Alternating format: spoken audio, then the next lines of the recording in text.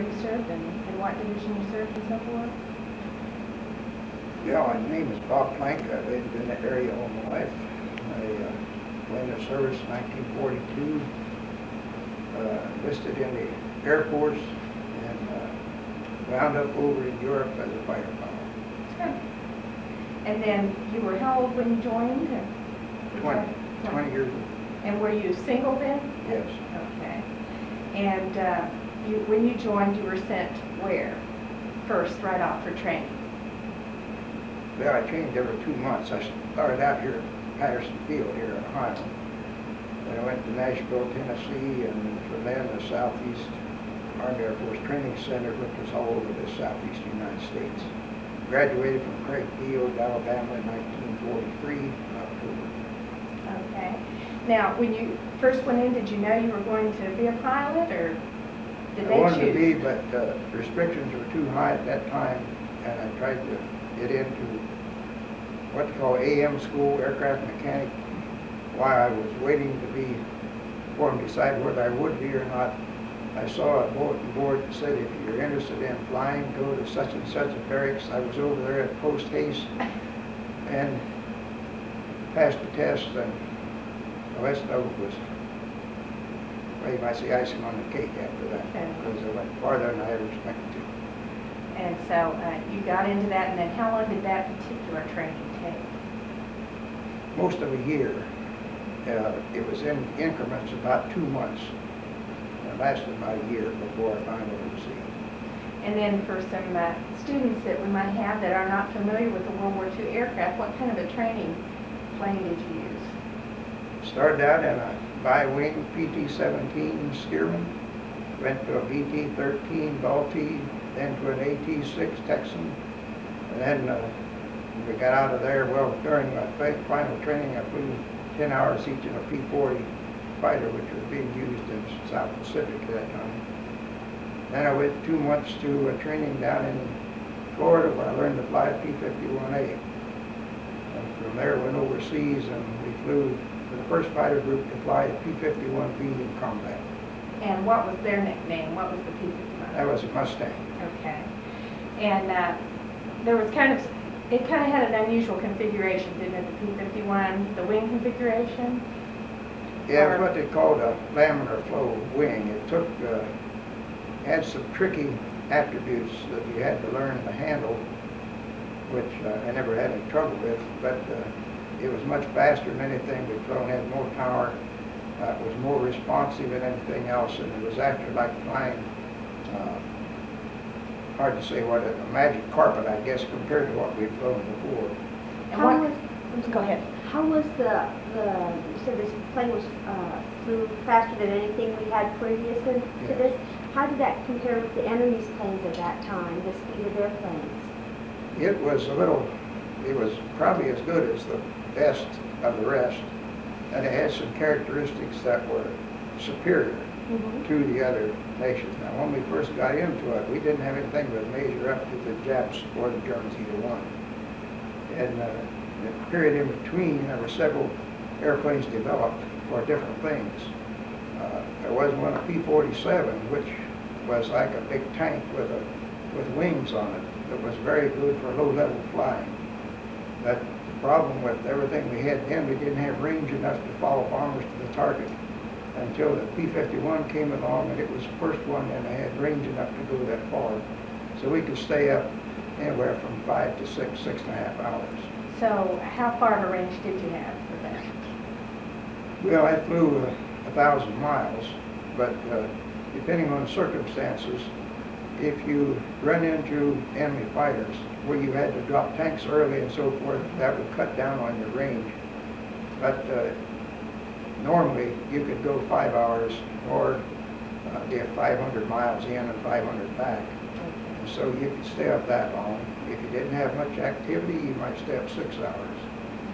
But that was a long mission for a fighter. Yeah. Go ahead. When you say you flew with the bombers, is that to protect them, to get them to where they were supposed to go to drop bombs? Yeah, that was the first time that they had protection of their own fighter planes while they were over the target. Before, they could go maybe 100 miles at most, but we could go 500 miles in. So that helped them. I mean, we probably lost several bombers because they didn't have the airplanes at that time to protect them. Well, they lost lots of them. Okay, In fact, so that they cut almost got down. wiped out a few times. You ever heard of a place called Swineford? Yes, sir. That was usually considered the death knell when you got sent there, because they had that so heavily defended. And they knew when they went there that all of the fighters the Germans had available would be there waiting. And we took a fearsome total. Twice that I know of, they lost 60 bombers. That'd be 60 B-17s and 24s. That's 600 men they would lose in that one mission. And in August of 43, it was so bad they almost wiped out a couple of groups. And so they had to stand down for about a month until they decided what they were going to do, whether they were going to continue that or not. And they waited until October, and they went in again and tried some different tactics, and they lost almost that many again. And so they changed commanders in the European theater at that time, and this new fellow came in, had some different ideas about what to pursue. Well, that from October to December, they were still pretty much at the mercy of the fighters, but we came along on December the 1st, 43, and from that time on things started to change quite rapidly. Who were your commanders? You said you had a change in commanders there. Remember? See, the one I know was Ira Aker. He was in the 8th Air Force. He wasn't my commander, he was a bomber commander. Okay. And then they changed, and a fellow named Tui Spots was next, and finally Jimmy Doolittle relieved him. And Was this after his raids? oh yes, this was quite a ways after that. Okay. Raids were in 42, and this would have been late 43. Okay. Now, when you went out, did you go out from a land base, or were you based on an aircraft No, carrier? we were based in England, Okay. a town called Colchester, which is about 50 miles northeast of London. And from there to, it took about 100 miles for us to get over into the territory. And then from there on, it was as far as you could go on what gas you had. So, did you always go out with the bombers, or did you sometimes go out with just a fighter group? No, we did a lot of different things. Okay. You had what they call a fighter sweep, where with several groups that go together, and you went in low level and just try to fly, catch the Germans with their airplanes on the ground and knock out as many as you could there. And then we destroyed old submarine pens, or tried to. We didn't do a very good job of that. But anything that was a target, concentrations of troops, equipment, especially that kind of stuff, we would knock out if we could. But our biggest job right then was just to win with the bombers, because we were the only ones that could do it. And within a few months, several other groups came in that could do it. And so we had a lot of groups that did it after that. And eventually, at the time of the invasion, our group went back to supporting ground troops, and we were attached to Patton's Third Army. You're talking the time of the Normandy invasion? Yes. Okay. And then, were you involved, you said you went with Patton's Third Army? Our group did. Your I was group already did. in prison camp then. Okay. Well, would you like to go into that a little bit, how that all came about? It'd be difficult for me to say how everything worked up to that, except I was shot down on the 13th of April, and on the 15th, just 2 days later, the group left where they were there, Colchester, and went down right on the coast of Dover, which shortened the distance they'd have to fly to get to enemy territory. And they stayed there until about the time of the invasion. Within about 4 days of the invasion, they landed on an airstrip in France. And shortly after that, then, they were assigned to Patton's group, because he didn't come over there until after the invasion. And so at that point, then, they went with the Third Army all the rest until the end of the war. And you were shot down April 13th. April 13th. And where did you end up at that time? Were you in? Went to a camp which now is a part of Poland. Okay. It's called Stalingrad 3. I made a movie about the place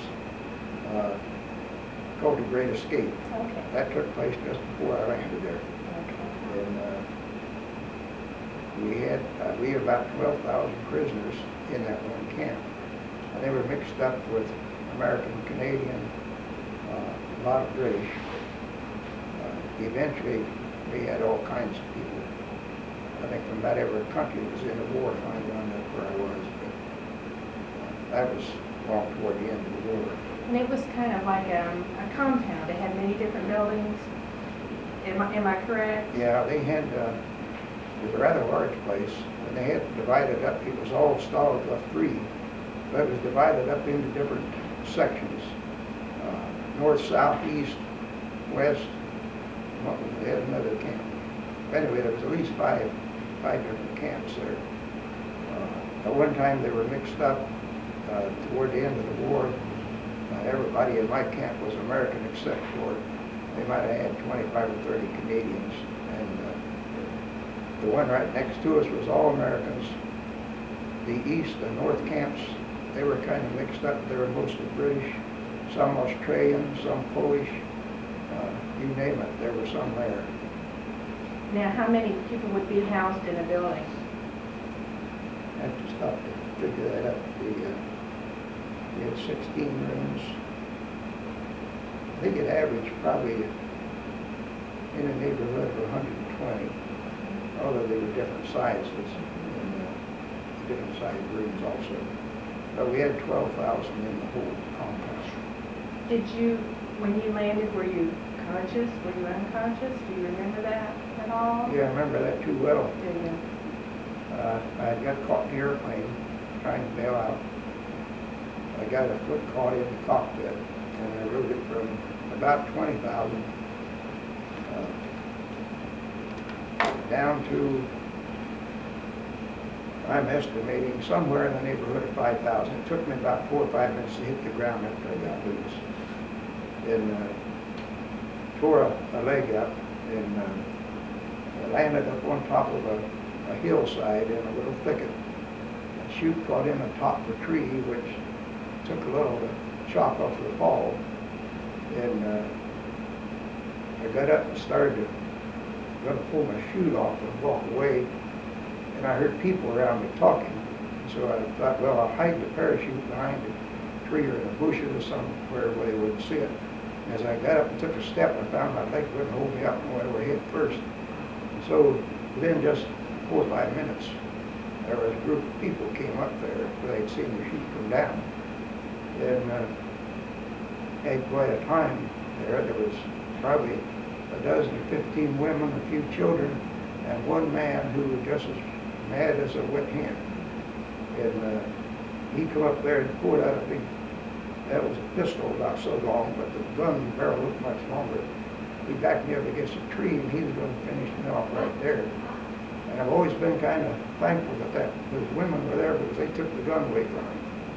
Hadn't been for that, he was going to do me in. And I heard a boy there speak English, and I called him over to me. And I said, "What's the matter with that man?" Well, he says some of his family was killed yesterday at Schweinfurt. So he was going to get even in a hurry. I finally convinced him I wasn't flying bombers, but they somehow seemed to differentiate between a bomber pilot and a fighter pilot because we didn't drop bombs on the cities. And that seemed to make a difference. But that man was really upset. And what was the name of this village or area? The little town was called Stromberg. It wasn't very big. I doubt we had over a couple hundred people in it.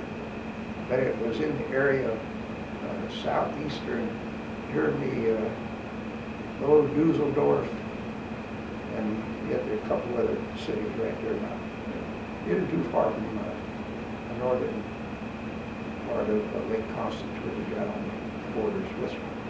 And then as they captured you, then did they take you directly to some authority, or how did things go? Took me into that town, turned me over to the mayor and the police chief, and I stayed in jail there overnight. Then the next day they took me out of there, and a GI came and escorted me to, we were all day on the rails. We finally went up at Frankfurt, and right north of Frankfurt is an interrogation center.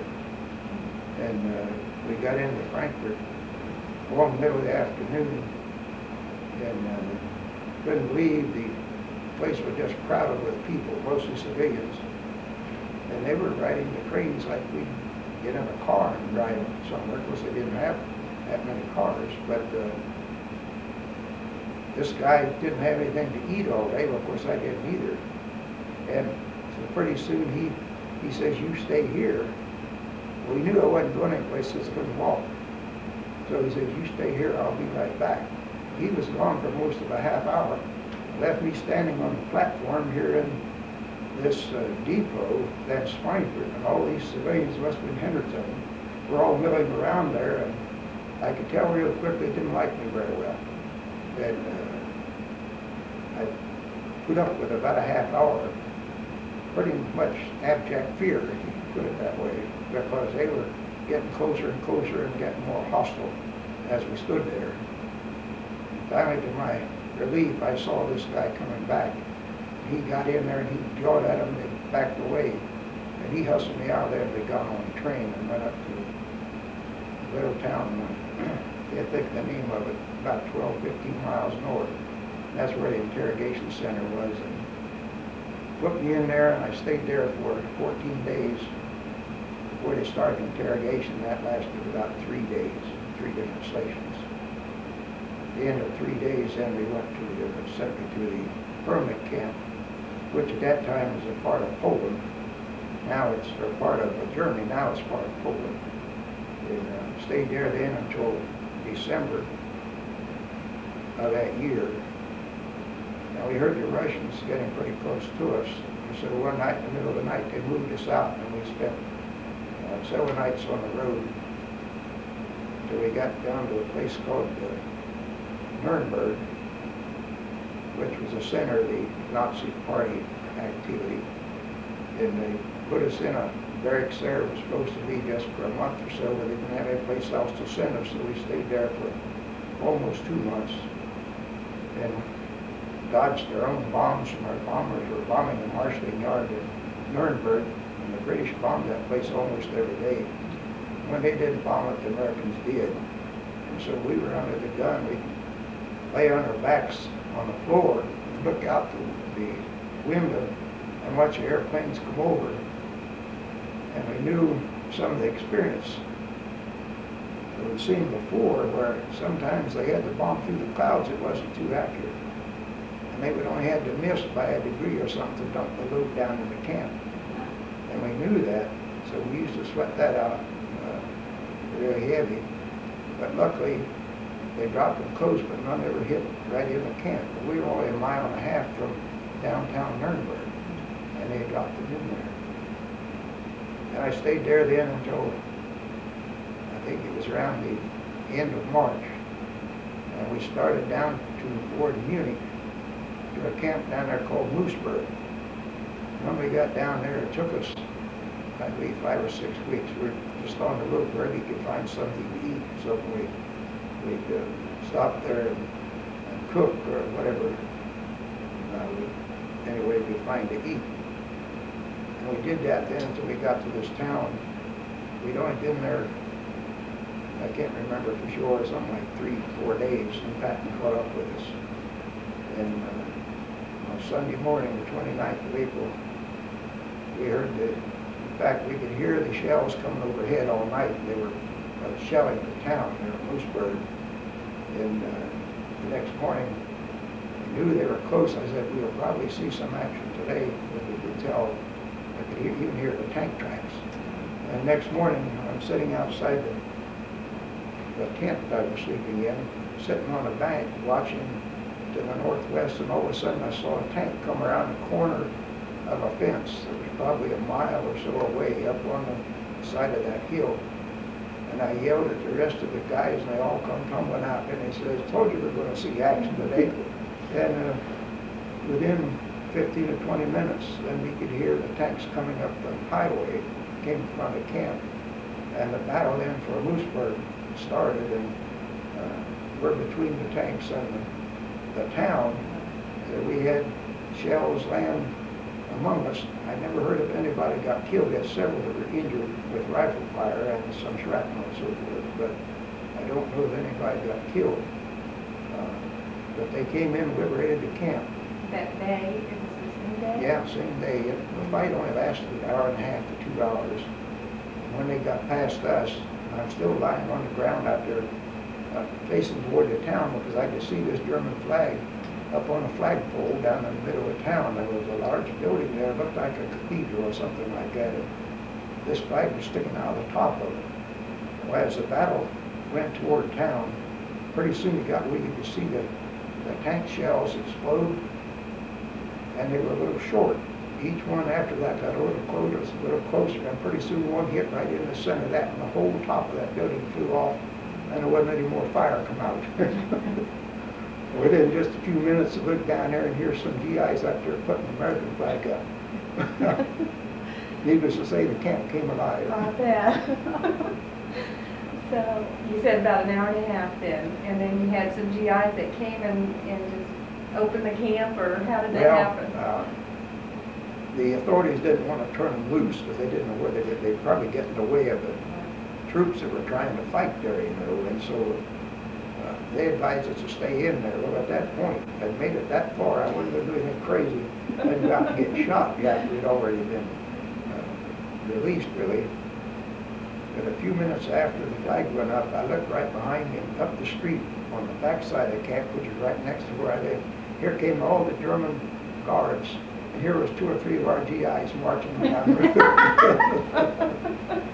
And I bet that made you feel really good to see that. Yeah. Now, how was your treatment within the camp? Did you have some unbearable days? Well, it was kind of what you made it. Nothing was very good. But when I think of what the Japanese prisoners had, we had it pretty easy. The prisoners of the Japs were treated terribly. And we didn't have, we had some killed. Now, the British troops, when they tried this escape, there were 50 of them taken out and shot right off the back of the truck. And there were cases occasionally where somebody, they would say, was walking too close to the out-of-bounds line or something, and they would shoot one of them. And we've had others during a blackout stick their head out the window and get shot at. But our biggest thing was we were cold in the winter, didn't have enough food any time, and it was extremely hot in the summer.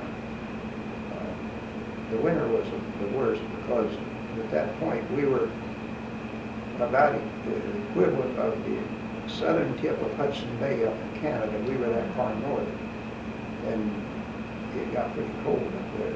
We weren't all that far from the Baltic Sea. And you had supposed to have had a blanket apiece. The other Germans were getting short, so they'd take a blanket and cut in two and give half of it each one. That gave each one of you a blanket the way they figured it. So you learn to sleep with all your clothes on and your hat and your heavy overcoat, anything you could get by without, and then 2 of us sleep in the same bunks because body heat would help, and we survived. But you're hungry all the time, cold. What would be an average day's amount of food? What would you be given? In the morning, we got a piece of bread that we had a way of putting it on the stove. If you burned it just right, it didn't taste too bad. It was reinforced with sawdust, so you can imagine the content. But we get that slice of bread and a cup of something they called coffee. I never did figure out what it was. I'm sure I never saw a coffee bean. And then at noon, we would get a ration of potatoes. Well, for 16 guys in this one room, they bring it in a little cardboard box. By the time you took the rotten stuff out, what wasn't edible in there, you might have had a little piece of potato about that big, and that was your noon meal. Although sometimes you'd get cabbage, or another thing you had a lot was kohlrabi, if you know what that looks like. It looks something like a turnip. They must have grown easy over there because they had them by the carload. The only trouble was they kept them too long, they'd get hard like a stone, well, like a sugar beet. We even had sugar beets a couple times. And we cooked those things all day and couldn't get them soft. And these other things were the same way. But occasionally you have something different. And then the Red Cross actually kept us from starving to death. They would get a a load of boxes that were brought in by the International Red Cross. They were so often. When I first got in there, we got a box a week. As things got a little tougher for them in the war, they cut it down to a half. If somebody tried to escape, they would cut your rations for a while. And what they did bring in there, so that you couldn't save anything, they take a screwdriver or something, punch a hole in the top of the can, so you either had to eat it or it was spoiled, you couldn't save it. And so we learned how to ration that out so that we had something most of the time. When you got out on the road, it was a different problem because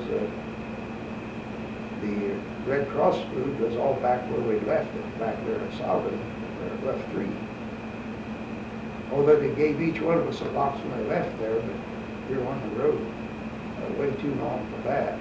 And there were supposed to be supplies coming in from Switzerland, but they never showed up. And so mostly you barter something with the civilians.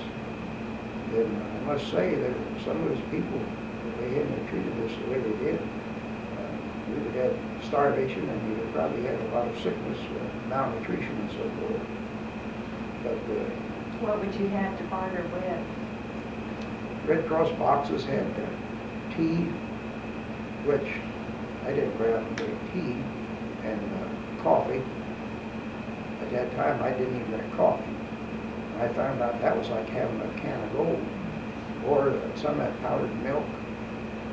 And we usually would pool that for everybody in the room, and pool it together and use out of it. But the coffee and then cigarettes, they put a couple packs of cigarettes in there. You guarded them like you would $100, you know, because you could trade that for eggs or sometimes a cup of milk, anything like that. So you took real good care of that kind of stuff. Once in a while, a guy would get a package from home, and this one guy had, why they would send him that, I don't know, but they put 2 or 3 pairs of nylon hose in there, or silk hose, I don't know. Why, he showed that to some of the guards, and they were, since campaigning to who was going to get that. This guy lived pretty high there for a while. They had to smuggle it in, but so. Now, he got a package from home. How often did you get any communication from home? Or did you get any? Yeah. I believe I got 2 Red Cross boxes in a year. And I probably got 7 or 8 letters. But after I got home, I found out Mom told me they had sent 1 a month. I don't know where they went. Probably when you got it, it was marked up and all that. Well, usually they were all broke up, and whatever was in there was pretty well broke up. But at the same time, you had to take a spoon to eat your cookies. And all that. So you were there about 13 months. In prison for around 13 months? 12 months, 2 weeks, and I don't know, I counted hours up, but I forgot. Now, were you pretty much, could you move around during the days? Were you, I know you were restricted within the camp, but were there certain things that you were just forbidden? I know you couldn't get around the perimeter and... We could just go out and walk, which I did anyway, because that was the only way I got where I could walk again. Did they provide any treatment for you, for your leg? They did, some people. They didn't for me because it wasn't an open wound. Okay. The guys who were burned real bad, they would take them in and treat them there too, but some of those guys were burned so bad they were burned for life. Now, did they have to carry you, because you said you couldn't stand there at first when you first... No, you grit your teeth.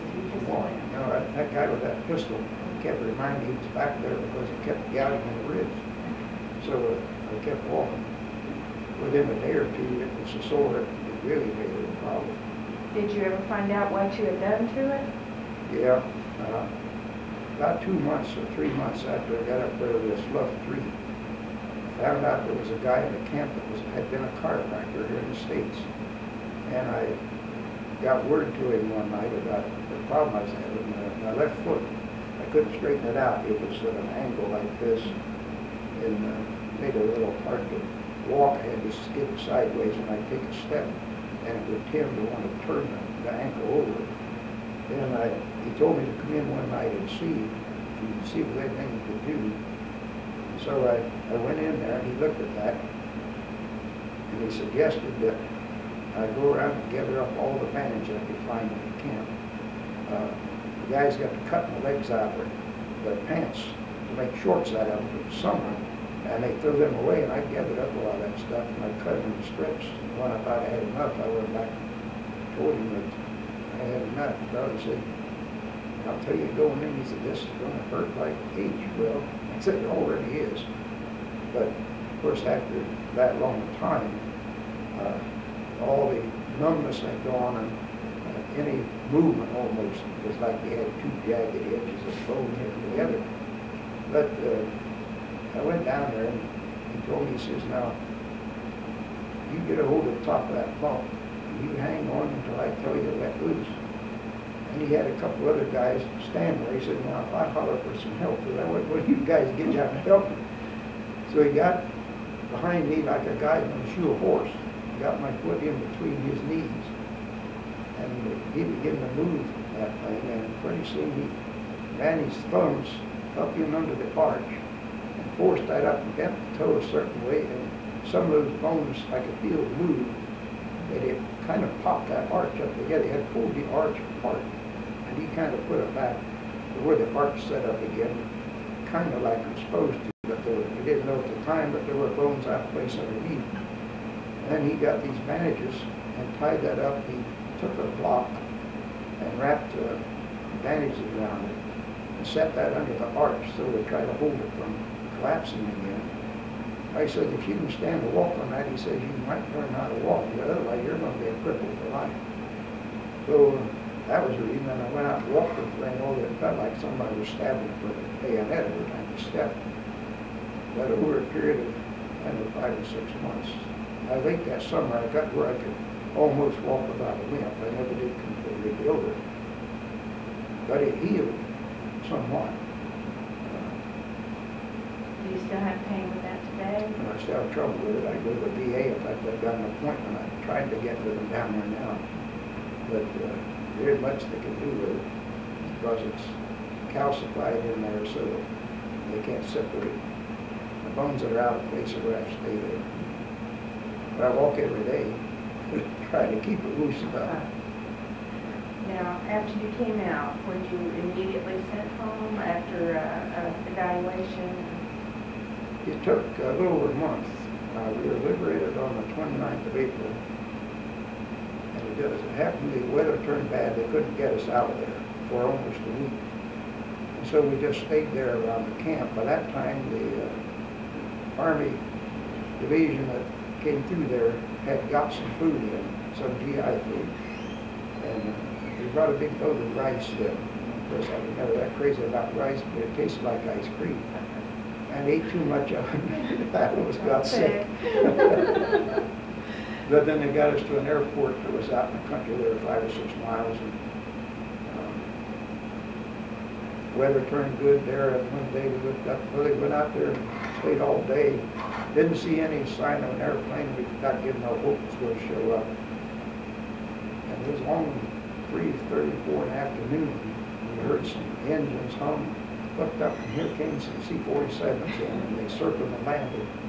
But there was a bunch of us there. And it was just didn't know where they'd get everybody out there before dark. But about an hour after the first batch loaded, they divided us up. They put 26 guys on each airplane. So they divided us into groups of 26 and put a number on them. And when that number came up, they called out, and we ran down on this airplane. And they finally called mine, and we flew out of there then and landed at Green Springs. I remember the guy said, "Who do you reckon we are?" I had no idea. The guy just about that time made a turn to left. I said, "I know where we are." I said, "You see a building right there? I've never seen it before, but that's the pictures of Green's Cathedral." I recognized that by the spires and all on it. And I said, "This must be Green's," which is what it turned out to be. So they kept us there overnight. And said, anybody that needs a haircut, was everybody there. He said, you can get a haircut over here at the barber shop. I went in there, and it was a German prisoner cutting hair. Well, this is going to be great, because I knew what some of the haircuts looked like. We were giving each other a little bit in camp. Got to be a kind of a joke. The guy said, I've seen better looking heads on canes or on totem poles or something. But I went in there, and that guy started cutting hair, and I didn't realize he didn't have any lights in there. When it got too dark for him to see my head, he says, you'll have to come back tomorrow. So I got over one side of my head, it's cut, and the other side isn't. And the next morning, way early, I was there when he came in there to go to work. He started on that again, and finally got where it was almost like the other side. But I could see my ears in, and so I was pretty well satisfied. And then that afternoon, it was the day that they signed the treaty there on that boxcar. And we got in there the following day, and here the people in town there at Reams were having quite a celebration. And we went down to the train depot to catch this train, and there were all these kids, teenagers and so forth, down there. They had a conga line going, and they were going places that didn't belong, you know, going through all those buildings there, just pooping it up. So I got on there then, and we spent a couple of days in on the train going back to the heart in France. Had a strange thing happened there. I don't know if you know Ralph Peters lives here in town. He's one of the people coming in, I believe. He was a B-17 pilot, and he was shot down twice. Crash landed once, and they went back up a few days later, he shot down again. And he landed in a prisoner of war camp up on the North Sea, or not the North Sea, the Baltic Sea. It's called Stalag 1. And I knew he was in there somewhere. I had no idea where. And so on this trip, on the train going out to the harbor, we stopped in a marshman yard. They said they're going to take on water for the engine. And while I'm sitting there, I heard somebody outside the train. It sounded like he mentioned my name. And there was a guy who knew me sitting on the other side of the car. He says, that guy called your name. I jumped up and under the window, and here's Ralph Peters standing out there. Here we've been all that distance apart, right in the middle of France. We see each other there, where he was on his way to the harbor. I was lucky. I got there the next day. He didn't get there for about 3 weeks. I'd been home almost a month before he got back. But I thought, well, that sure was a shot in the dark. But I would see him. We graduated together here. Played sports together and everything. And I don't recall. I suppose Mom got the message somehow that Ralph was over there. He didn't know where. And so I knew he was down. Then to see him there in France, and they kind of bolstered both of them. I'm sure it did. Now, after you moved out of there, were you flown back to the States, or? Yeah, we went and they had a big holding camp there. They called Camp Lucky Strike, just outside of the harbor. And they must have had looked like 1,000 tents in this big field. And it just lucky I got there, one of the first ones, and got right there by the gate. And I'd only been there. I hadn't been there a week. So they said, now, when that ship comes in, it'll land over here at the port. And we'll start loading, so they said, don't go anywhere in the daytime without checking what the schedule is going to be. Well, since I was so close, I practically camped there. And one day I looked out, and there's a boat sitting there. And I ran over to where the headquarters was, and they said, section so-and-so and such and such, you're on the alert. And so they loaded us on there that morning. Just happened that day I ate something for breakfast that turned my stomach. It was some kind of a pre-sweetened cereal. It looked like mush, and whatever it was, my stomach just couldn't tolerate that sweet. Boy, I got sick. How long did your ship ride take? It took a while, didn't it? Let's see. We were 14 days coming over, because it was a little Liberty ship. And they put 3 of us together, and we all came back together, and it was a maiden voyage for that boat. Remember, Henry Kaiser built these things they call Liberty ships, so that was one of them. And it went real slow. They had good food on there. I wasn't really caring how much. So we, Everybody I've heard has not enjoyed those ship rides back. no, yeah, I think going home, I think most of them probably didn't care. Yeah. It took as long as it kept moving. And you came in where when you got I here? camped Miles Standish up near Boston. And stayed there overnight, and then the next day we came out.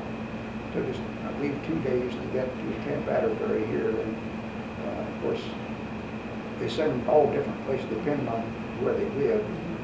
But they sent me to Atterbury, and I was there overnight. We did a preliminary check-in just so that they knew you had got there. And the next day, then I got a bus back home. And a couple of weeks later, I was told I could get some gasoline ration stamps, and I went back out there. So I went back out there. Happened to be the day that the B-25 crashed into the Empire State Building. I was on the train when I heard about that. So I got some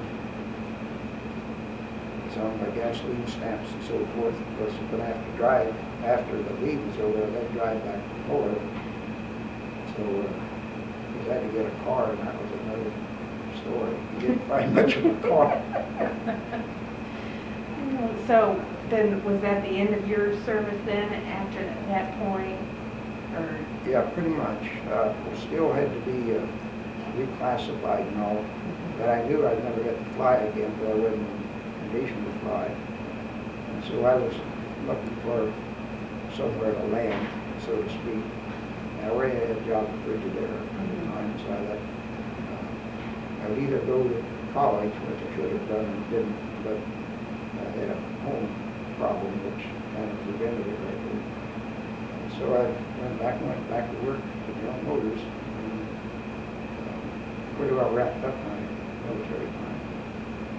Well, if there's one thing that you would like to tell us, what would you like to tell us about your time in the military? Anything that we've overlooked that you would like to mention or have us to know? There's one theme runs through my mind all the time. When we got into the war, we didn't have an army of any size. Our Navy was not sufficient. The Air Force was almost non-existent. We didn't have a late model fighter that was ready for combat. And I says, above all else, in fact, I speak to schools sometime, and this is one of the things I tell them: be sure that your government keeps the country prepared to defend itself, because the cost of not doing that is so fantastic that you wouldn't believe. Thousands and thousands of people were killed because we didn't have anything to defend ourselves with. And so that has always been something that stuck in my craw. And that's one theme that I use in talking with school kids. Is there anything that you'd like to add to our discussion? Well, don't get me started. Well, you take the lead. Just so many things. Like I said, I wrote a little history of that, and I closed that off by saying that I wouldn't give it time to do that again, but yet it was worth $1 million, and I would go through the experience. And I'm sure that if I hadn't, I would have felt that I missed something back then. You know, the kids were gone pretty much to win. But I count it a privilege, even with all the hardship that we went through. I still think it was worth it, because I learned a lot of things about life that I think you won't learn unless you go through a hardship of some kind. And, there were several times when I thought, well, this is my last day on earth, and somehow I didn't come back. I was up over the North Sea on Easter Sunday, 1944. Then another fellow were Planck radio relay up 40,000 feet over the North Sea, and we were.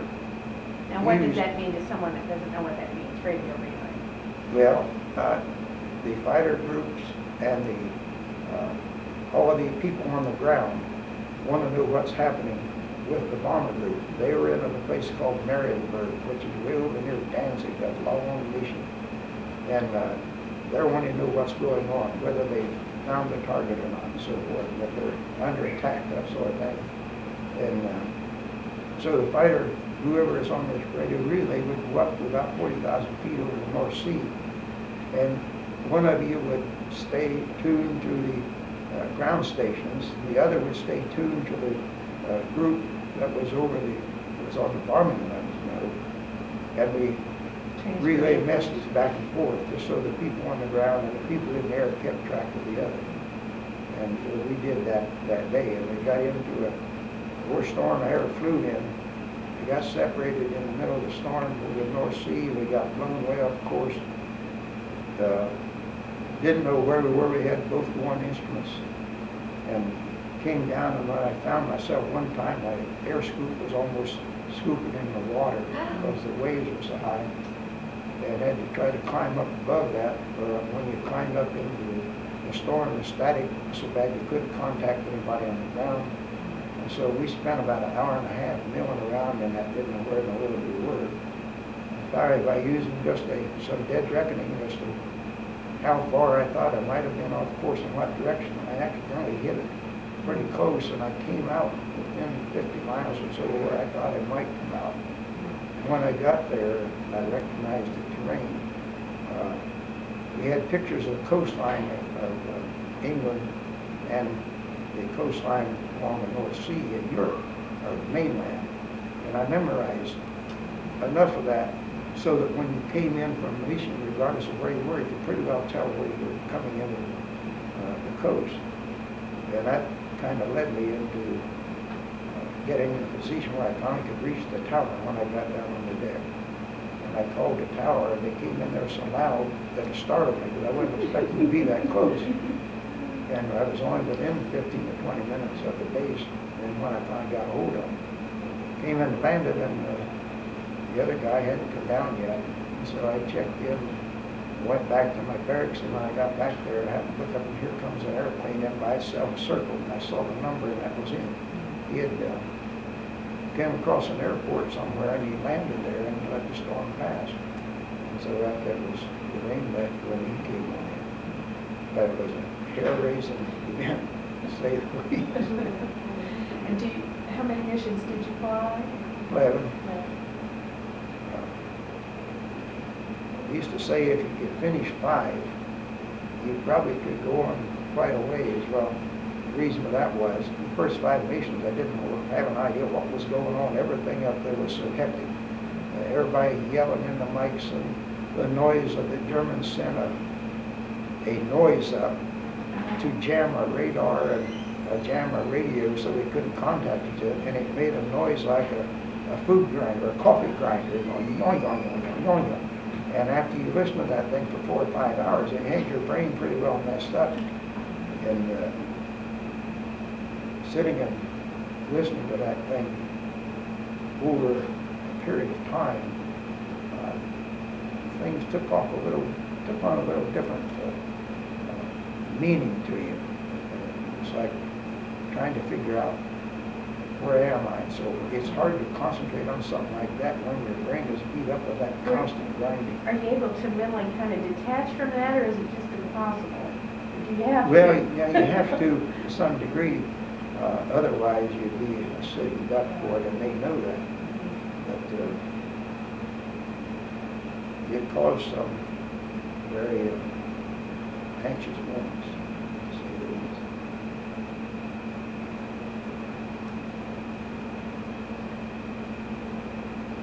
Several things I'd get into, but probably wouldn't get very much of it talked about until we run out of time, so it wouldn't make sense if I got into that. I might just mention the food they had in prison camp. When I talk about that in the schools, I usually make the kids half of them sick. And I'll try not to do that today, but I'm sure maybe your stomach isn't as easy as some of the kids are.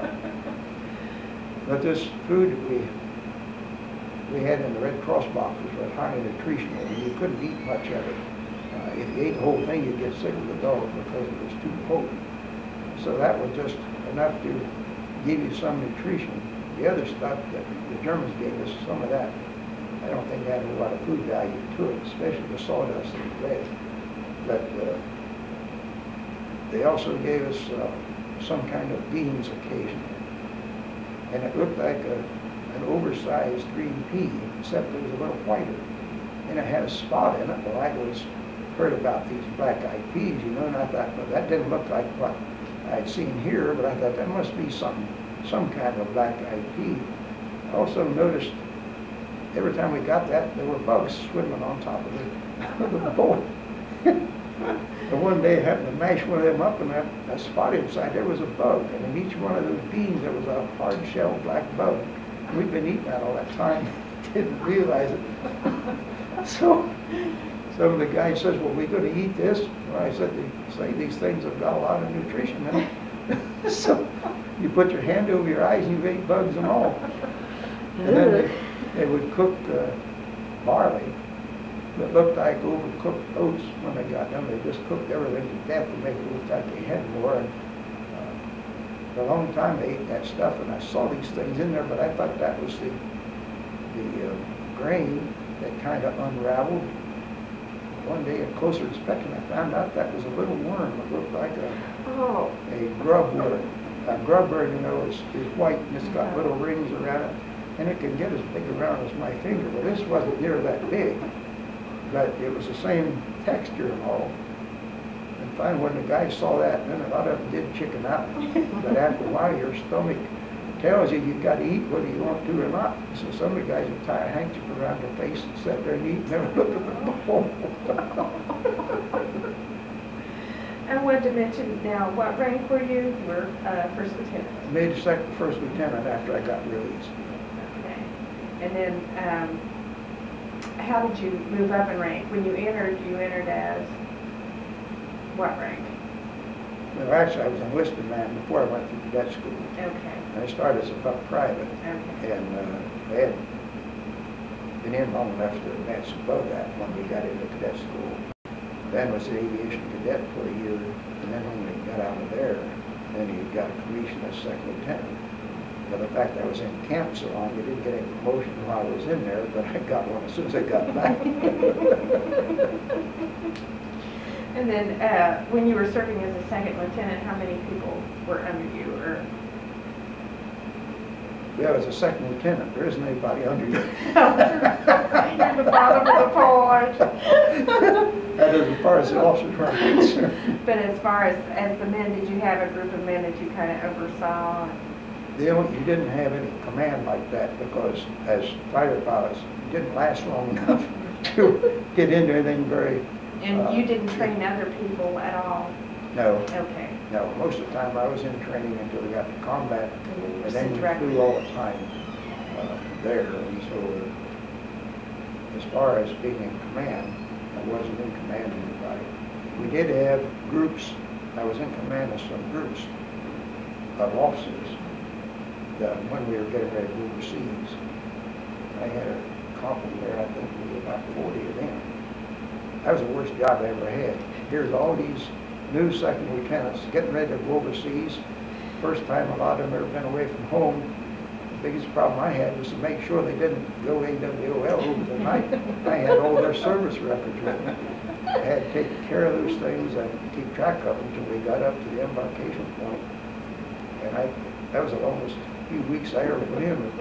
Sure, just trying to hurt those guys to keep them in mind, which thankfully I did get accomplished. Well, we want to thank you so much for coming. And now you were awarded the Purple Heart and the Prisoner of War Medal. Is there anything else that we need to mention? There is an air medal. An air medal, and that is awarded under what circumstances? So many nations. Okay. Yeah, 10 nations, if I remember right. And of course the others got to speak for themselves. The prisoner of war, and just got that in the last 3 or 4 years. I have a requisition in now. There are some others I should get, I haven't got. When we got out of prison camp, since such a hurry to get home, we didn't think about things like that. And now it's a little more difficult to get all that rounded up. If it got the paperwork and all done while I was still in the group, it would have been easy to get it, where you got to turn the thing in and show that you're eligible for it, and you can get it. But now, the records are scattered all over everywhere, and a lot of the Air Force records were burned up in St. Louis here several years ago, and some of them are just not available anymore. I hope that they find mine there according to the schedule that I saw. Mine should have been out there. But a lot of others have been fooled, so I don't know whether this will turn out that way or not. And when did the Air Corps, the Army Air Corps switch over to the Air Force? 1947. 47. So that was, so you were still part of the Army Yeah. at that point? Yeah, see, at that point, the Army had their own air arm, and the Navy had their air arm, which was the Marine Corps. But the Navy had some in the air arm too. But the largest of the air crews were in the Army. So 47, when they made that a separate part of the Defense Department,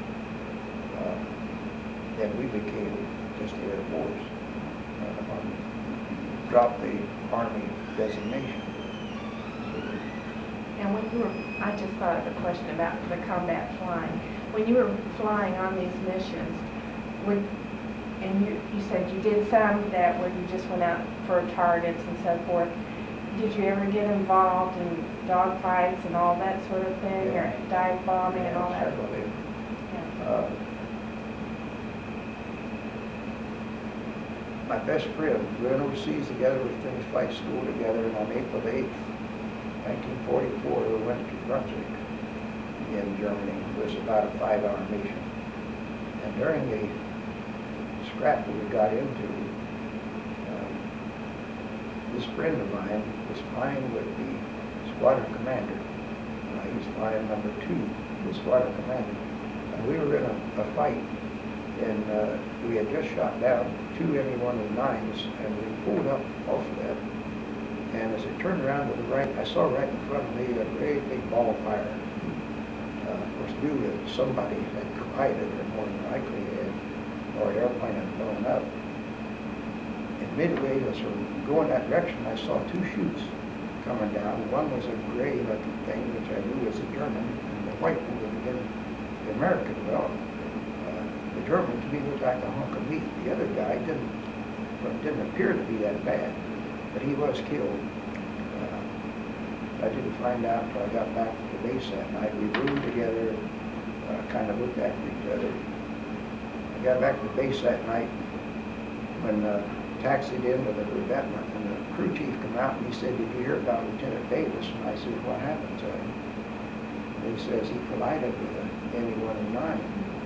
Well, I said, "Then I saw that. I didn't know it was him, but I saw that." Well, that started quite a thing. We had to gather up all these belongings and go through them and sort it out and see that it got sent where it had to go. There's a lot of stuff sent home. And when I came home in 45, I had to report back to Miami Beach. And so his mother lived in Dundee, Florida. And so I went through there and found her and talked to her. At that time, the only thing she knew was that he had gone down. And of course, she was wanting me to tell her, "Well, I'm sure he's a prisoner somewhere. He will be in one of these days." But I knew I couldn't do that because from what the other guy said and saw that, he said there's no way he could have lived through it. Then eventually, she got word that they had found his grave over there. And she sent me a card that on a certain date I was going to send the body back, and if I wanted to come down, told me when they were going to have a service down there. So it just happened I couldn't get away at that time. My parents were both sick. So I didn't get to get down there until it was a year or so later, and I saw her again and met his girlfriend. They were supposed to be married as soon as we got back to this other place. Then when I went down there again, about late 40s, I found this girl that was supposed to marry him, and she was about to get married again, but I got acquainted with her mother, and so every time we'd go down to Florida, I would go look them up. They were at Dana Point, or not Dana Point, what is that? They're on Lake Okeechobee, some kind of a point. She had a little grocery store way out in the middle of nowhere at a crossroad, and I would always go so I could stop in and see her. The last time I stopped in there, though, she was gone and the store was gone and they said she had died. So that stopped all the correspondence I had with them. And then about 3 or 4 years ago, we went down on vacation. And I went to this town where they lived and inquired around trying to find out if anybody knew where the family had gone. And I went to the police department and they kind of got into it to help me locate it. He had a brother that lived not too far from there. And so we got a phone number. It just happened. This guy called, he says, an old lady lives here that's 90 years old. He says she might know those people. Because at that time Dundee was just a small, wasn't as big as Harvesburg probably. And so everybody knew everybody. We got talking to her and she said, well, I knew that family. She says, in fact, one of them lives close here now. Well, it was this boy's youngest brother. So I found out how to get a hold of him. I called and I got a hold of him on the phone. So we made an appointment. An hour or so after that, we finally went out and got located. His boy says, I'm sure glad you came out here. He said, I never knew what happened to him. And he says, the family always wondered what happened. Well, I saw the explosion. He quite a hit on one of them, Messerschmitt 109. And both of them, I'm assuming both the other guy was killed, but he looked in worse shape than Davis did. And so we had quite a visit there. But since that time, we traveled all over the country, and I met a number of people who somehow I'm connected with through the Association of the War. And we've got friends all over the country. In fact, just last September, I found a fellow that I roomed with in a prison camp out at a place called Paradise, California.